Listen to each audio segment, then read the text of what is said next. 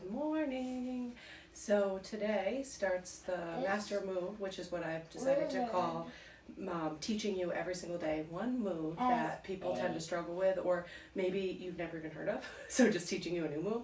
But I've decided to start today's video with, down here on the mat here, I've got a variety of things you can use at home as weights, because I realize not everybody has weights, and I was just recently alerted to the fact that similar to toilet paper, apparently you can't buy weights anywhere right now because a lot of people are working out at home.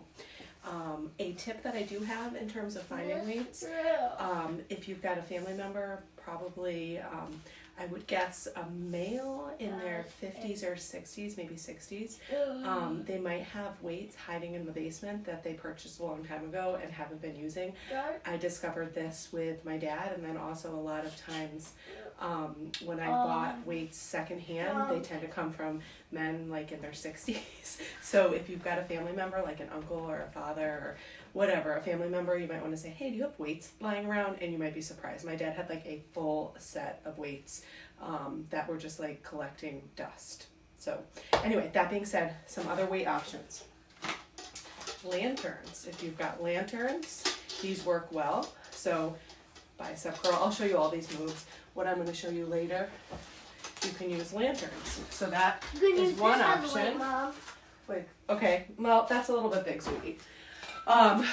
Cleaning products. So you can hold cleaning products. So this is an example of how you could use cleaning products.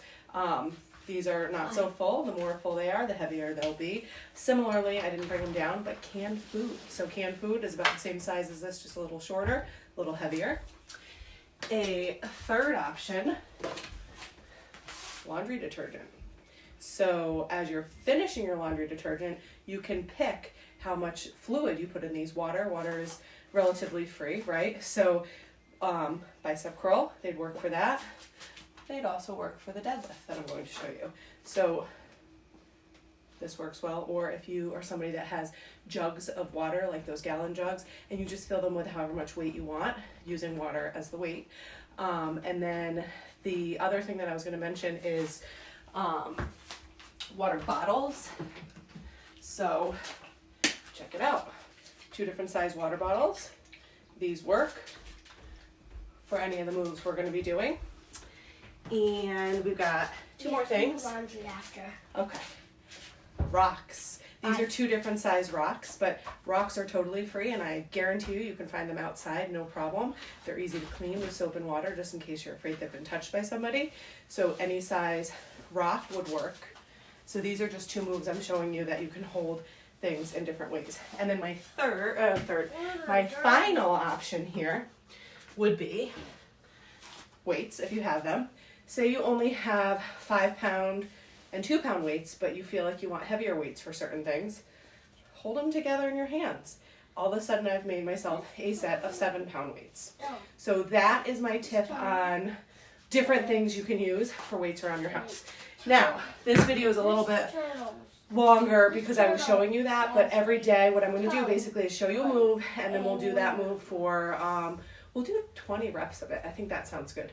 So first move here, this is called the deadlift, or more recently, and I'm not quite sure why, but they've started to identify it as the Romanian deadlift, or RDL. So if you hear in a fitness video or a class RDL, that stands for Romanian deadlift, which is what used to be known as the deadlift.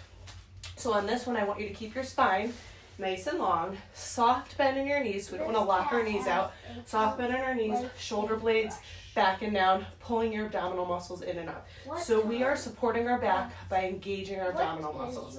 And then from here, without rounding out our back, we're just going to hinge at the hips. So notice my spine stays long, and then lift yourself right back up, squeeze to the back of your legs. So you should feel this down the back of your legs. So hinge at the hips.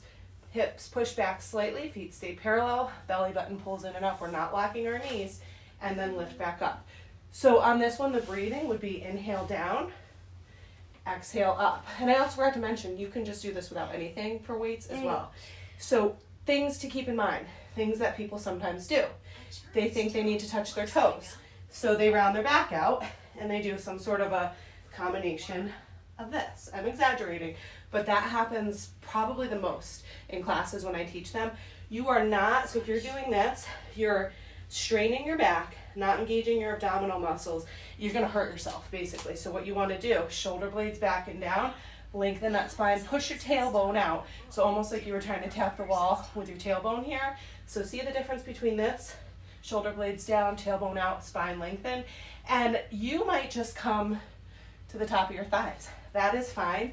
If you're touching the ground and rounding out your back, bad news. So you want to go very, very shallow range of motion is better with the correct form than all the way to the ground with incorrect form, because you're just going to hurt yourself and put a lot of strain on your back. That being said, now we go into our 20. So whatever you want in your hands, let me do it with something fun. I'm going to do it with detergent. So we're just going to do 20 here, hinging at the hips, shoulder blades back and down. Pull your abdominal muscles in and up. So belly button scoops in towards your spine. I think that's 3. And you're keeping that spine lengthened. So that's 5-ish. We might end up doing more than 20 because I'm trying to talk and move at the same time. 7. That's hilarious. 8, weight is on your heels. Shoulder blades back and down. Chin is away from your chest. Okay, this is about 10. Maybe it's 12. I don't know. So you've got a slight bend in your knees. Pull those shoulder blades back and down. I think this is about 13. Oh my goodness. I didn't think about the counting and the talking. All right, from here, so hopefully you're feeling it in your butt here. We've got another 5. Shoulder blades down. Chin is away from our chest. Our spine is lengthened. 4. Slight bend in our knees. 3. Engage those abdominals. 2. And last one. Another thing you can do with that one, I totally forgot to mention this, but when you redo the video later, fingertips behind your head. This one's called a good morning. This will keep your chest open, so you should barely be able to see the elbows out of the corner of your eye. Exact same movement, hinge at the hips, lift up. Abdominal muscles engaged, hinge at the hips, lift up. Just make sure you're not doing some sort of a neck curl thing. You're keeping those elbows wide. So day 1, there you go. You've got your weight options, and that's your first move. Tomorrow we will do something totally different. Thanks.